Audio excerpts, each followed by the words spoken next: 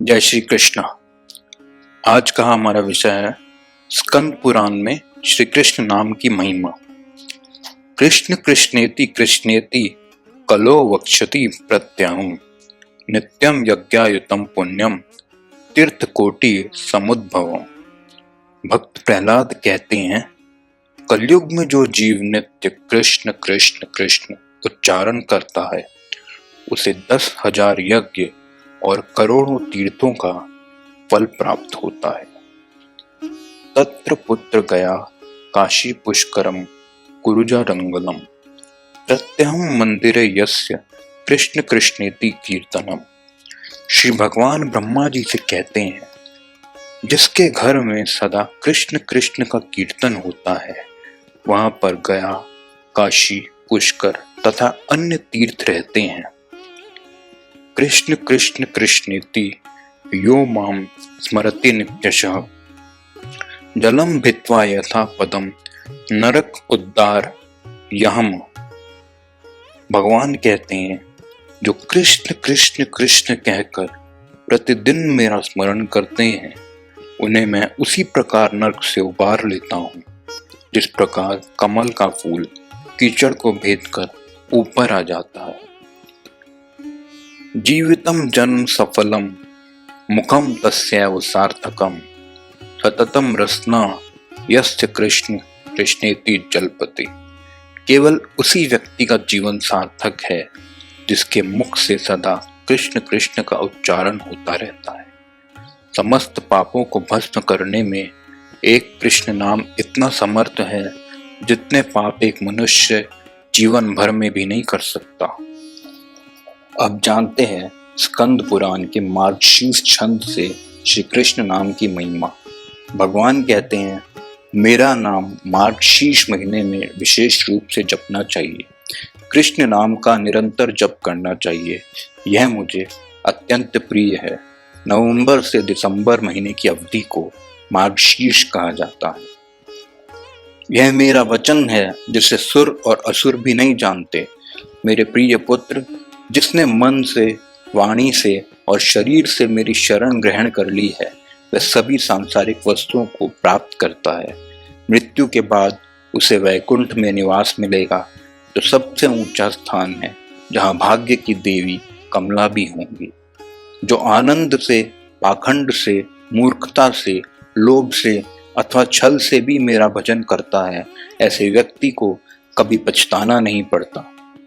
मृत्यु के निकट आने पर जो कृष्ण नाम की रट लगाते हैं वे यदि पापी हों तब भी उन्हें यमराज के दर्शन नहीं करने पड़ते।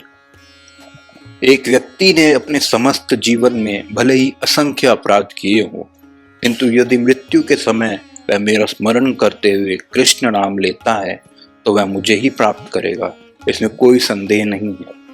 यदि कोई लाचार और दीन व्यक्ति भी मृत्यु के उपस्थित होने पर परमात्मा श्री कृष्ण को नमस्कार है ऐसा कहे तो वह अविनाशी परम पद को प्राप्त करता है।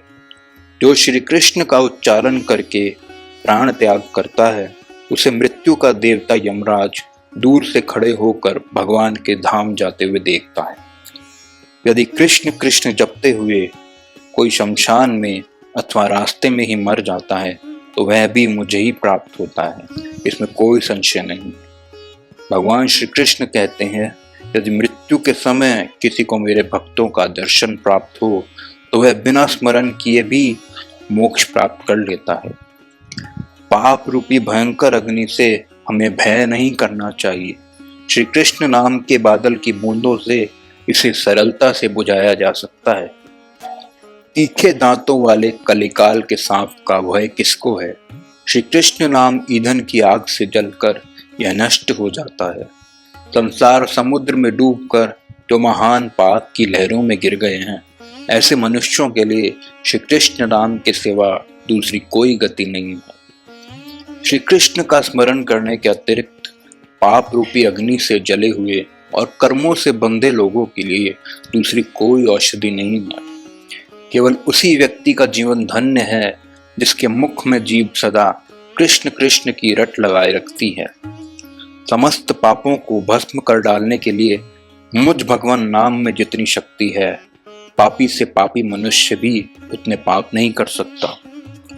कृष्ण कृष्ण के कीर्तन से मनुष्य के शरीर और मन कभी नहीं थकते, उसे पाप भी नहीं लगता, ना ही वह आसानी से विचलित होता है। जो जीव इस कलिकाल में श्री कृष्ण के गुणों का कीर्तन नहीं करती, उसे मुख में रहने का अधिकार नहीं है। जैसे प्रयाग में गंगा है, शुक्ल तीर्थ में नर्मदा है, कुरुक्षेत्र में सरस्वती है, वैसे ही श्री कृष्ण नाम की भी महिमा है। बिना श्री कृष्ण के स्मरण के ऐसे लोगों के उद्धार का कोई साधन नहीं है, जो सांसारिक भोग विलास में डूबे हुए हैं और भयंकर पापों से युक्त हैं। केवल श्री कृष्ण के स्मरण के अतिरिक्त इस संसार समुद्र को पार करने का कोई और उपाय नहीं है।